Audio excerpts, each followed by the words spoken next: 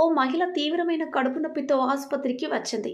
ఆమెకు వైద్య పరీక్షలు చేసిన విశాఖ కేజీహెచ్ వైద్యులు సదరు మహిళ కడుపులో ఎముకల గూడు ఉండటాన్ని గుర్తించి షాక్ అయ్యారు.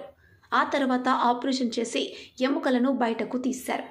అనకాపల్లి జిల్లాకు చెందిన 27 ఏళ్ల మహిళకు 2 పిల్లలు ఉన్నారు.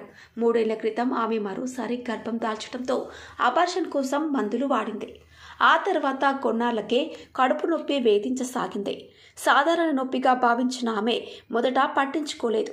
చివరకు ఇటీవల కడుపు నొప్పి ఎక్కువ కావడంతో విశాఖ కేజీహెచ్కు వచ్చింది. ఆగస్టు 3వ వారంలో కేజీహెచ్ ప్రసూతి విభాగ ప్రొఫెసర్ డాక్టర్ ఐ వాణిని ఆమె సంప్రదించారు. బాధితురాలికి తొలుత అల్ట్రాసౌండ్ స్కాన్ చేసి కడుపులో కణతి లాంటి దాన్ని గుర్తించారు. అనంతరం ఎంఆర్ఐ స్కాన్ చేయగా 24 వారాల శిశువు ఎముకల గూడు ఉన్నట్లు తేల్చారు వైద్యులు.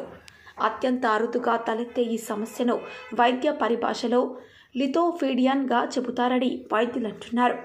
దేశవ్యాప్తంగా ఇటువంటి కేసులు 25 కన్నా తక్కువ నమోదయ్యాయని చెప్పారు. అయితే సదరు మహిళకు ఆగస్టు 31వ తేదీన ఆపరేషన్ నిర్వహించి కడుపులో ఉన్న శిశువు ఎముకల గూడును తొలగించారు. ఆమె ప్రస్తుతం ఆరోగ్యంగానే ఉన్నట్లు వెల్లడించారు.